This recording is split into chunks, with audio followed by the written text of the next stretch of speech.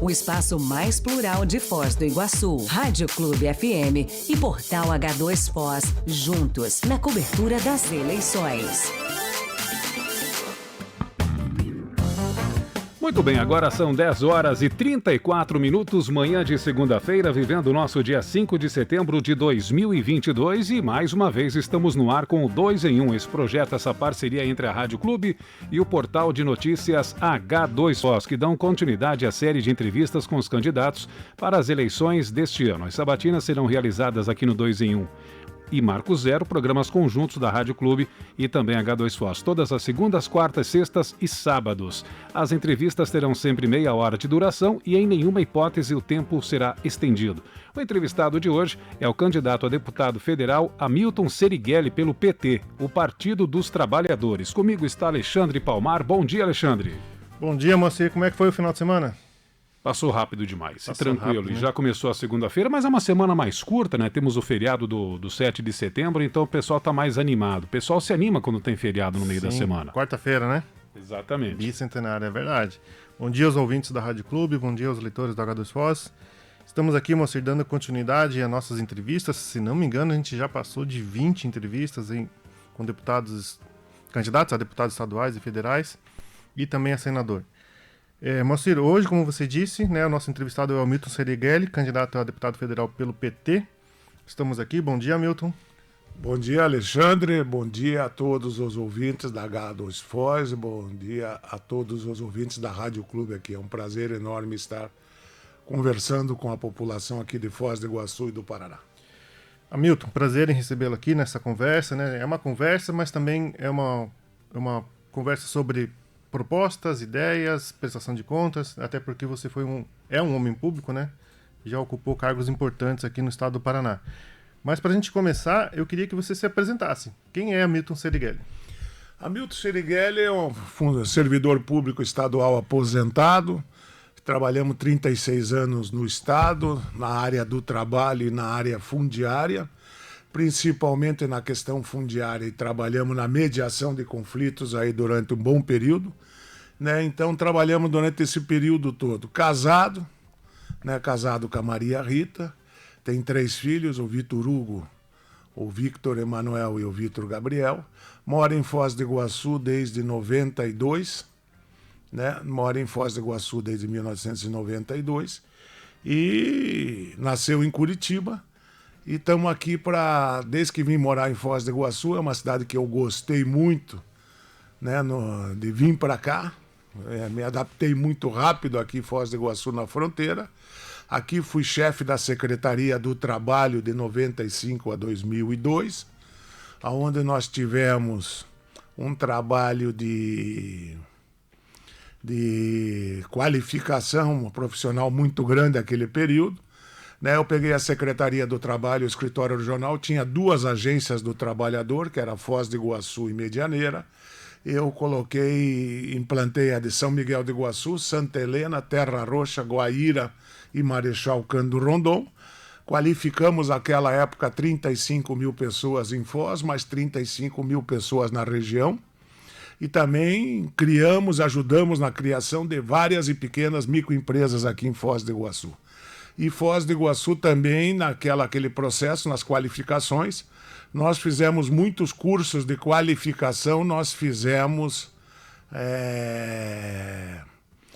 dentro de empresas, sindicatos, trabalhadores, fizemos muita parceria. Inclusive aqui no Jardim São Paulo, naquela época, um curso de eletricista, nós reformamos, se não me engano, de 14 a 18 casas para aproveitar o material e eram pessoas que estavam precisando. Então trabalhei nessa área. E nos últimos anos, de 2011 a 2018 e 2019, me aposentei. Voltei a trabalhar uma área que já tinha trabalhado no governo do José Richa, que é a questão fundiária do estado do Paraná, fazendo a mediação dos conflitos fundiários. Então nós conhecemos o MST desde a sua fundação em 84. Então nós trabalhamos juntos para que a gente pudesse pacificar o estado do Paraná. Então nós conseguimos, acho que pacificar, você vê aí no jornal nosso, até pedi autorização, o doutor Olímpio me autorizou, coloquei um ofício onde ele determinou na minha ficha funcional um agradecimento pela paz no campo que nós tínhamos, os acordos que nós conseguimos fazer, a paz no campo no estado do Paraná. Pacificamos o Paraná. Né? Então é importante, e hoje eu fico muito contente que mesmo 4 anos depois de ter saído do cargo, muito dos acordos que nós fizemos, hoje tem uma comissão de mediação dos conflitos fundiários com o desembargador Fernando Prazeres, que tem homologado muito desses acordos. Então isso é importante, porque mostra que os acordos que nós fizemos de 2011 a 2018 foram acordos feitos na base, não foram de cúpula, tanto que duraram 4 anos e muitos deles têm sido homologados. Serigueli, bom, antes da próxima pergunta, só citar aqui, você falou do Olímpio, né? O Olímpio de Sá Sotomayor Neto, que é Procurador-Geral da Justiça do Paraná. Serigueli, e por que decidiu, essa informação está aqui no seu jornal, inclusive, né? Por isso que eu lembrei, consegui ver de cabeça aqui, de leitura. Por que você decidiu lançar sua candidatura a deputado federal? Primeiro, isso é importante porque é um debate que a gente tem visto aí, que muita gente às vezes, hoje eu vejo muito candidato a deputado federal, que é clínica geral. O cara fala de todos os setores, educação, saúde, cultura, fala de energia, fala de água, fala de tudo, e não faz nada.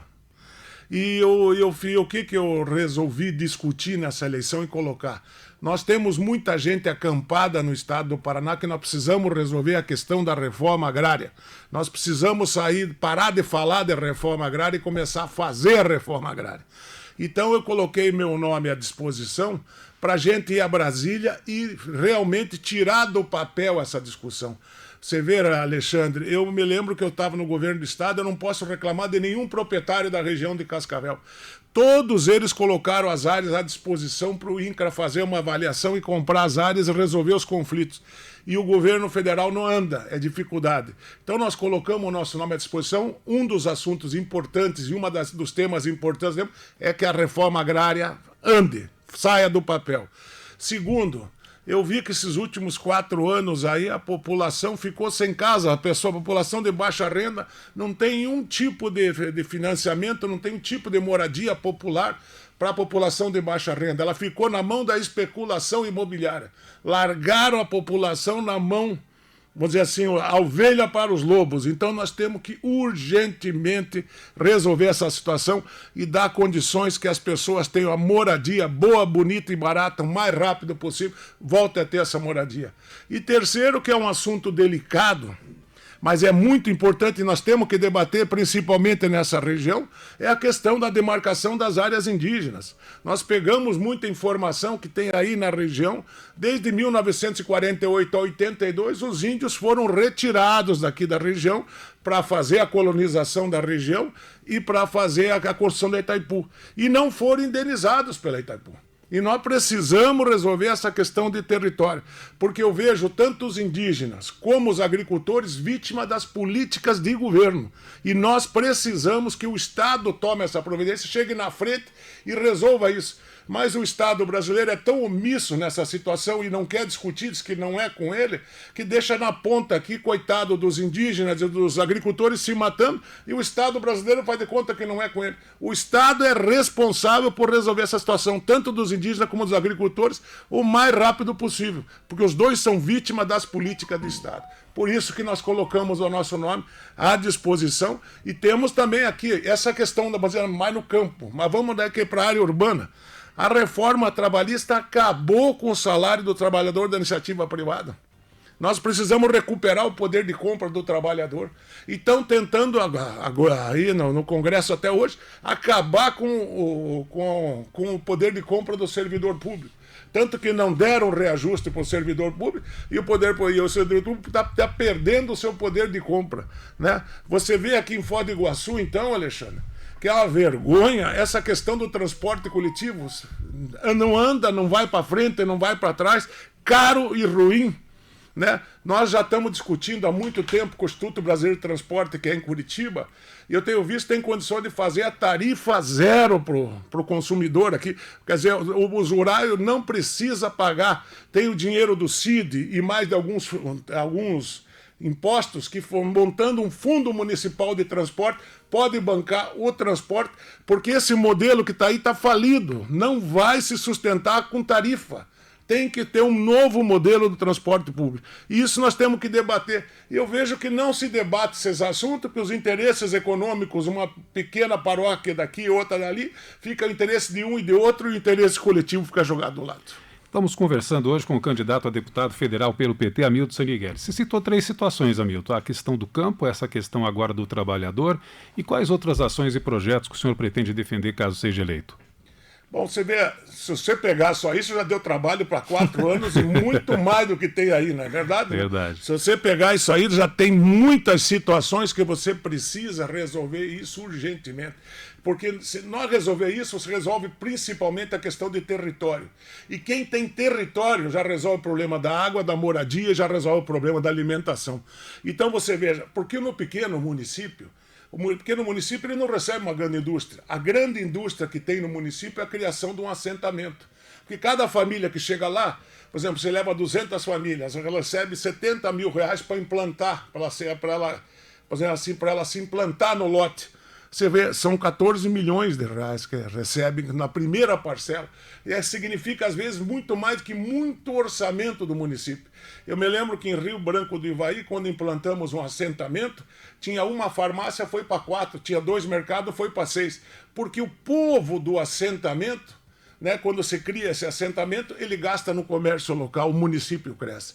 E todo município equilibrado, ele precisa ter 50% da população na área urbana ou 50% na área rural. Aonde ele tem mais gente na área rural, ele é muito mais forte, o município, que, né, economicamente, porque tem muita gente. E o Paraná, ele tem uma característica que é 70%, 80% das propriedades são até 20 alqueires. Então é um estado de pequena propriedade, por isso que o Paraná é um estado forte. E a pequena propriedade que é responsável por colocar 72% da alimentação no bolso brasileiro. Se imagina se as pessoas saíssem do campo e viessem para a cidade.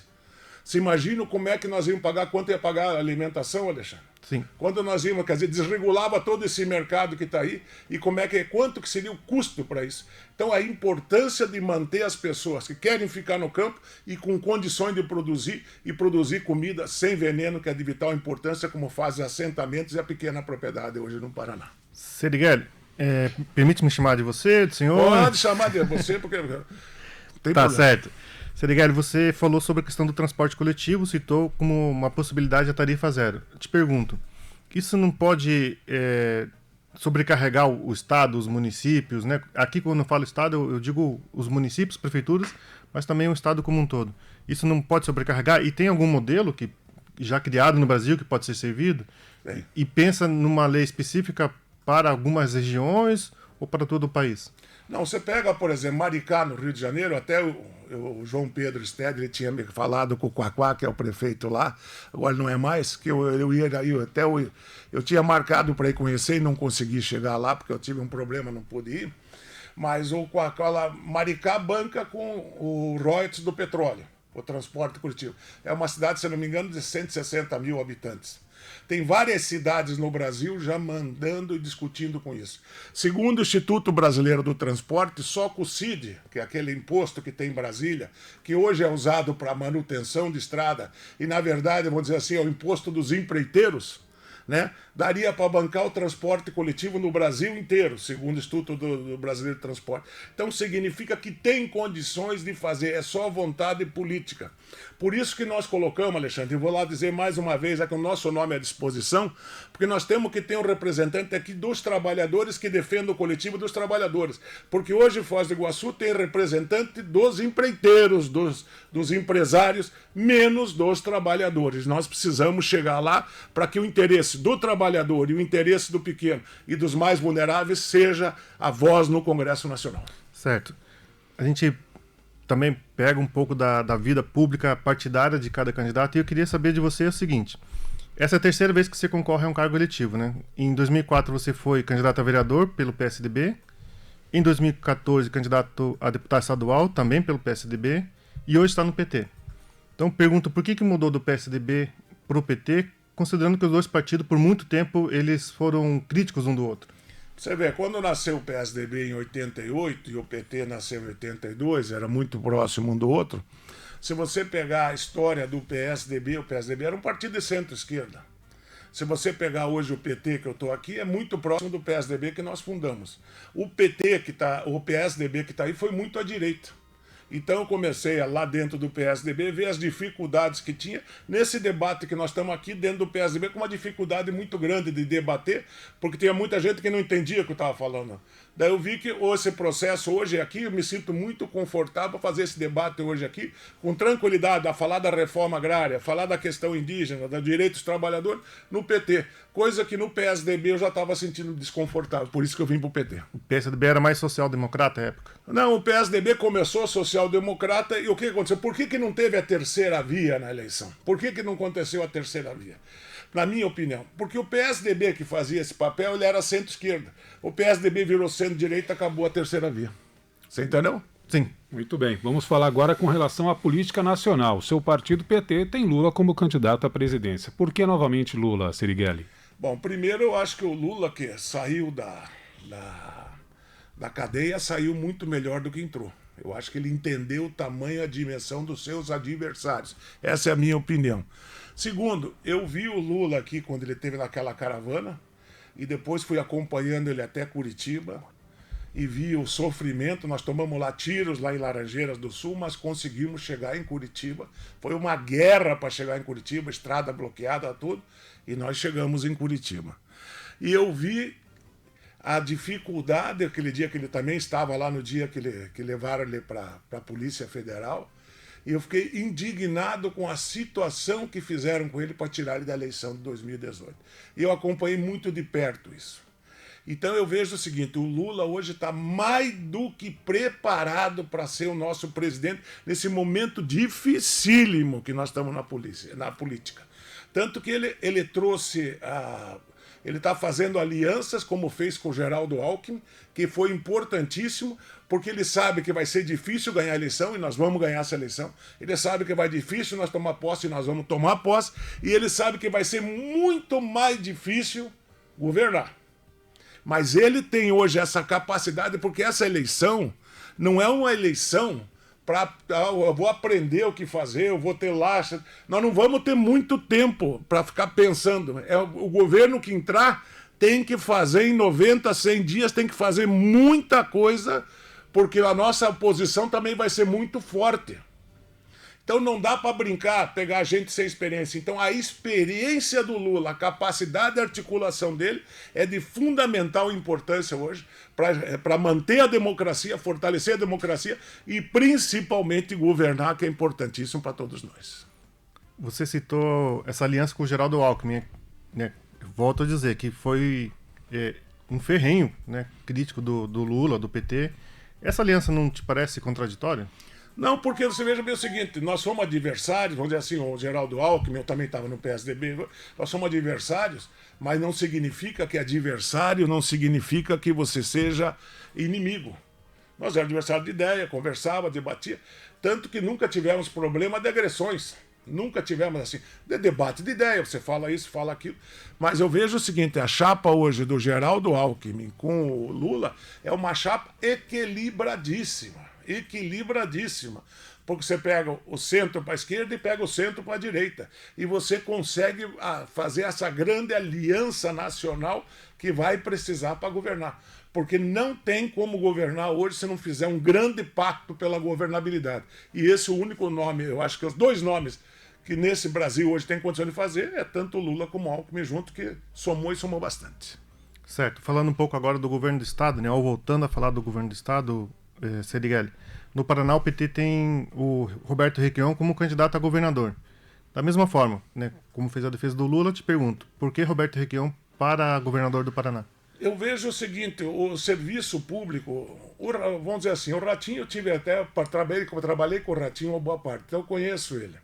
O Ratinho pensa muito na privatização do sistema público. E o sistema público não serve hoje na privatização que está aí do Ratinho. E o Ratinho está na mão do G7, que é a grande federação do comércio, da indústria, que são os 7 grupos empresariais que mandam no governo do Estado hoje. Então hoje nós precisamos fortalecer o Estado novamente, e o Estado chegar com as políticas públicas lá na ponta. E esse nome para fazer esse trabalho hoje é do Roberto Requião. Né? O Roberto Requião acho que tem condições de restabelecer a força, porque se você desmontar o serviço público, quem vai sofrer primeiro vai ser a população mais de baixa renda. E o serviço público tem que chegar lá na ponta. E para chegar na ponta, tem que fortalecer o servidor público, para o servidor público chegar lá na ponta. Hoje, você vê, o governo do Ratinho, esses 4 anos, para mim não andou, não fez nada. Até todo mundo fala ali em Cascavel, ele fez o viaduto. Para mim, aquele viaduto que eu me lembro era um acordo de leniência do Ministério Público Federal. Não foi o governo do Estado que fez, foi naquele acordo lá que foi feito na questão do Lava Jato, se não me engano, esse processo. Então não é com ele. Né? Então ele não fez grandes obras, as obras que estão aí. Então eu vejo que é o seguinte, nós precisamos de um governador que fortaleça o Estado do Paraná, e o Estado fortaleça os serviços públicos, e não um que desmonte os serviços públicos, como vem sendo feito o Ratinho aí, que ele está desmontando o Estado do Paraná e está deixando nós numa situação delicadíssima, porque a população daqui a pouco, como ele quer fazer a privatização aí da educação, e a gente sabe que toda essa política do Estado mínimo, tanto dele como do Bolsonaro, é para desmontar o Estado, e essa política quer privatizar tudo. Né? Eu me lembro que na época de 80 tinha o Ronald Rio que falava assim, vou comprar onde eu quiser, onde for mais barato. E a Margarete Tati, você lembra disso? Tentou até privatizar a polícia lá na Inglaterra. Então não dá, essa política não serve para o povo, e principalmente o povo do Paraná e o povo do Brasil. Alguma estatal em específico, além do setor de educação? Se você pegar, eu me lembro que eu trabalhei muito com a Copel, por causa dos assentamentos e dos acampamentos, eu trabalhei muito com a Copel nessa área de energia. Eu me lembro que a Copel, quando ela era 100% pública, você pedia para a Copel, coloca uma energia lá que tem 10 famílias, pode estar lá uns 4 quilômetros da cidade. Ele ia lá e colocava. Hoje você vai lá na Copel, pede para ele colocar para você ver. Ele falou, não vou colocar porque não tem retorno financeiro. 10 famílias ficam lá sem energia, sem água, sem geladeira, sem coisa nenhuma. Não pode ser feito isso. Porque qual é o objetivo, Alexandre? Empresa privada, qual é o objetivo? O lucro. Tá bom, isso aí é um problema da empresa privada, tem lucro. Iniciativa o setor público. Qual é o objetivo do setor público? É atender a população. Não é lucro, é atender a população. E estão invertendo, querendo que o poder público para dar para alguns acionistas ganhar dinheiro. Isso aí não está certo. Muito bem, candidata, quando saiu aí as candidaturas, né, a gente observou um grande número aqui em Foz do Iguaçu. Por exemplo, para a federal são 23 pessoas que postulam a vaga. Como é que o senhor vê esse excesso, ou na sua opinião está correto esse número de 23 candidatos a deputado federal por Foz do Iguaçu? Eu vejo o seguinte, eu vejo que os partidos se utilizam muito aqui em Foz do Iguaçu de candidatos para tentar fazer cabo eleitoral. Né? Gente que às vezes não tem condição de se eleger, mas fica para atrapalhar alguns aqui, para tentar manter o poder de alguns. Então eu vejo essa discussão aí, eu não quero me intrometer nos partidos dos outros, cada um tem, mas eu vejo que Foz do Iguaçu, as lideranças de Foz do Iguaçu têm que ter mais responsabilidade para poder ter as lideranças e força política, como o Cascavel tem, elege 4 deputados federais, elege 3 ou 4 federais. Quer dizer, nós não conseguimos se organizar ainda como sociedade para poder ter a força política que Foz do Iguaçu merece e precisa. Ainda sobre a questão de candidaturas, né? O PT integra a Federação Brasil da Esperança, que é formada pelo PT, o PCdoB e o PV. Então, juntos, os 3 partidos lançaram 31 candidatos a deputado federal. Quantos deputados federais a federação pretende eleger? Nós fizemos uma conversa, nós estamos achando que pode eleger, dependendo da votação, de 6 até 8. Talvez um pouco mais.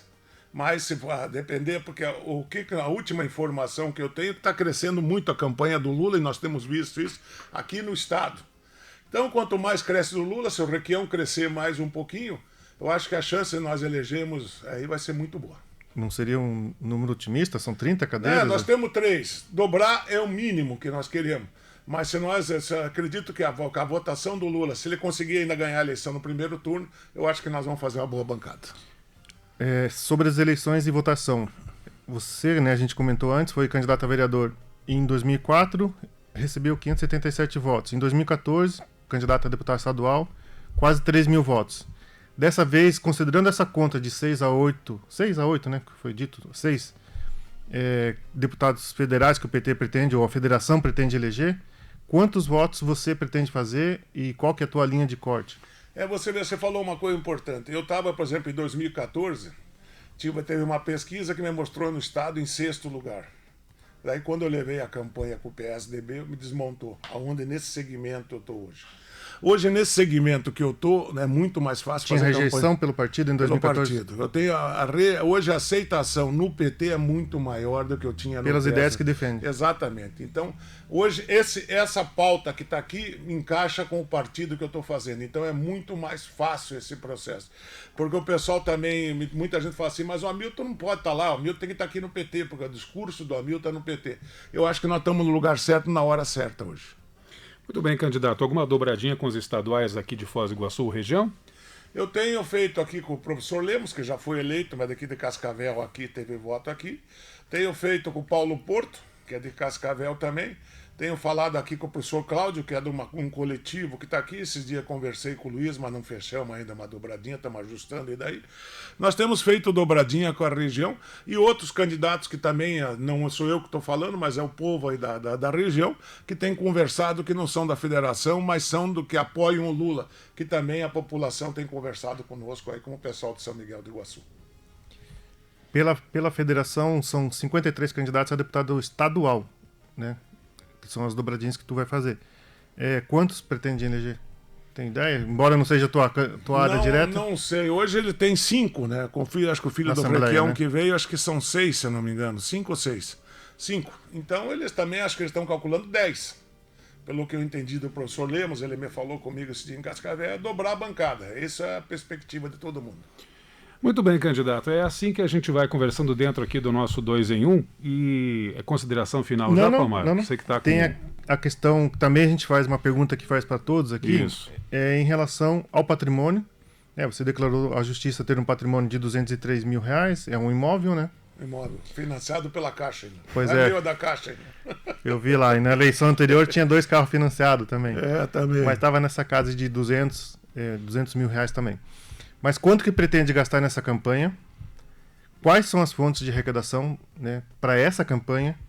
E eu já vi ontem que o senhor está fazendo uso do fundo eleitoral, é um valor de R$15 mil, me parece que é a primeira etapa. 19.400. Isso. Eu não...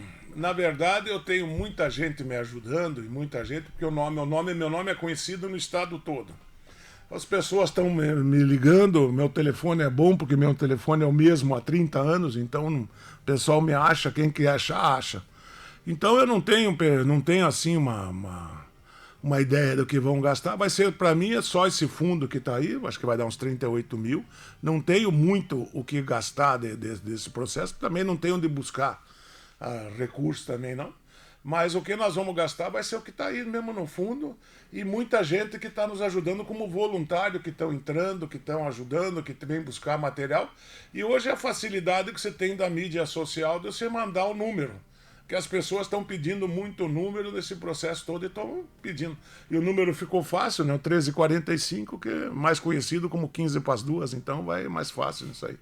Mas é isso aí, mas não tem muito, não tem até porque você não tem, fora o fundo eleitoral, você não tem recurso e nem pode. Os recursos, as pessoas estão tudo quebradas com essa política econômica aí do Bolsonaro e só pode pessoa física e ninguém pode te ajudar, é muito raro. Tá certo. Serigueli, a gente chegou aqui na nossa reta final, temos ainda 3 minutos para suas considerações finais, palavra aberta, quiser de repente colocar alguma ideia, proposta que não foi colocada. Não, fica à tua disposição. Viu, Alexandre? O importante é o seguinte, aqui tem um assunto aqui que é fundamental aqui, que é a questão das cataratas do Iguaçu. Em 2012, nós registramos em nome do Estado do Paraná as cataratas do Iguaçu.